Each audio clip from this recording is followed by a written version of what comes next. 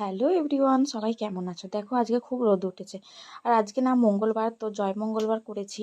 তার জন্য দেখো সকালবেলা উঠেই আমি চান করে নিয়েছি এবং আমাদের গাছের যে ফুলগুলো রয়েছে সেগুলো তুলে নিচ্ছি। তারপর বাবুকে আগে খাইয়ে দিয়েছি, ওকে খাইয়ে একটু খেলতে বসিয়েছি। দেখো ও বই নিয়ে খেলা করছে। তারপরে আমি সোজা চলে যাব পুজো করতে। এইটা হচ্ছে আমার ননদের গোপাল, ওদের বাড়িতে একটু প্রবলেম আছে, মানে একজন মারা গিয়েছে, তাই তাই জন্য আমাদের বাড়িতে গোপালকে রেখে গেছে। দেখো সবার প্রথমে গোপালকে তুলে দিয়েছি, তারপর আমি নিজের ঘরের পুজো সেরে নেব। আমাদের নিজস্ব কোনো আলাদা করে ঠাকুর ঘর নেই গো। আমাদের একটা ঘরের ছোট কোণে চৌকি পেতে ঠাকুরগুলোকে রাখি।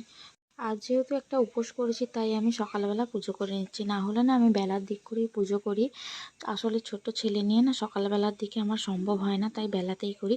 আর এদিকে দেখো আমি পুজো দিয়ে চলে এসেছি। এবার এটা খেয়ে নেব, আম দিয়ে খিলিটা খেয়ে নেব। তোমরা যারা বার করো তারা জানো। তো দেখো খিলি খাওয়া আমার হয়ে গেছে, তারপরে আমি চা করতে চলে এসেছি। এবার চা খাবো। তোমরা তো জানো আমার সকালবেলা চা না খেলে হয় না। আর এদিকে দেখো বাবু জল ফেলে কি করেছে। তোমাদের সাথে কথা বলতে বলতে দেখো চাও আমার হয়ে এসছে। আর এদিকে আমার ছেলেকে দেখো, সামনে জল পেয়েছে, জল নিয়ে খেলা করছে। আসলে জলগুলো ওর থেকে দূরেই রাখি, কিন্তু আজ এটা রাখা হয়নি, তাই দেখো জল নিয়ে খেলা করছে।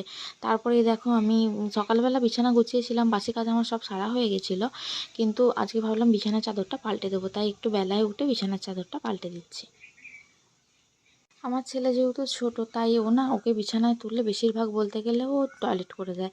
তো টয়লেট করার কারণে মানে আমাদের ঘরটা যেহেতু ছোট, তার জন্য একটু দুর্গন্ধ ছাড়ে, তাই আমাকে বলতে গেলে প্রত্যেক দিনই একবার করে হলেও বিছানার চাদরটা পাল্টে দিতে হয়। দেখো তোমাদের সাথে কথা বলতে বলতে আমার বিছানার চাদরও পাল্টানো তো হয়ে গেছে।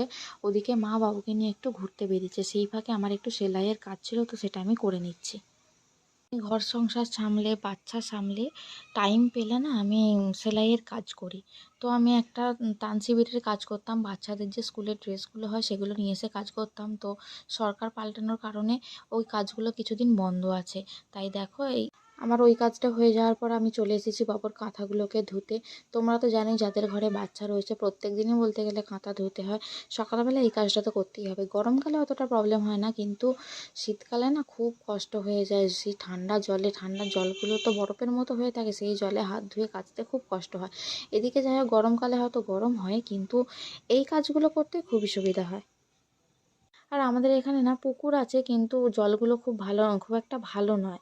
তাই কি করি, আমাদের ওই ড্রামে জল ভরা থাকে, সেখানেই গামলি করে নিয়ে বালতিতে ধুয়ে তারপর আবার গামলি করে দুবার তিনবার করে ধুয়ে নিই। তো দেখো তোমাদের সাথে কথা বলতে বলতে আমার ধোয়া কমপ্লিট হয়ে গেছে। আর এদিকে আমি মিলে দিচ্ছি। সকাল করে না মিললে আবার শুকাবে না, কেননা এখন তো বৃষ্টির দিন, যেদিন যখন খুশি বৃষ্টি চলে আসতে পারে। দেখো ছেলেকে ওর ঠাম্মা ঘুরিয়ে নিয়ে চলে এসেছে, আর ওকে খেলার জায়গাটা দিয়ে দিয়েছি, সেইখান থেকে ও এই পাতাটা বার করে দেখছে।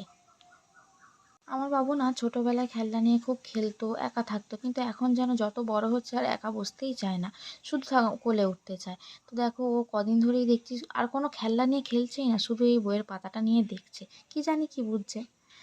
ওদিকে বাবু খেলছে আর আমি এদিকে চলে এসেছি ওটসগুলোকে ড্রাই রোস্ট করতে। তোমরা তো জানোই আমি বাবুকে গুঁড়ো করে খাওয়াই ওটস খেয়ে, তাই জন্য একটু ড্রাই রোস্ট করে নিলাম, কারণ গুঁড়োটা না শেষ হয়ে গেছে, তো এগুলো এবার গুঁড়ো করব। আর ওদিকে দেখো ওই বিছানার চাদর থেকে জল পড়ছে, বাবু ওখানে দেখো কি করছে, ওই জলে হাত দেবে।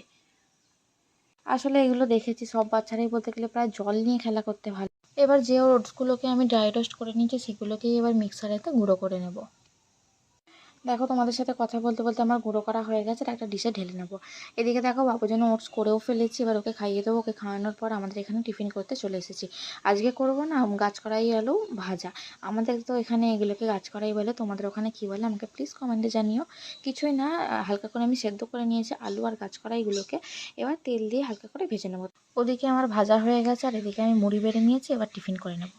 আর এদিকে ছেলেকে দেখো, আমি খাচ্ছিলাম, ওর আমার পাত থেকে তুলে তুলে খেতে হবে, ফেলতে হবে নিচে, মানে ওকে সবেমাত্র খাইয়েছি।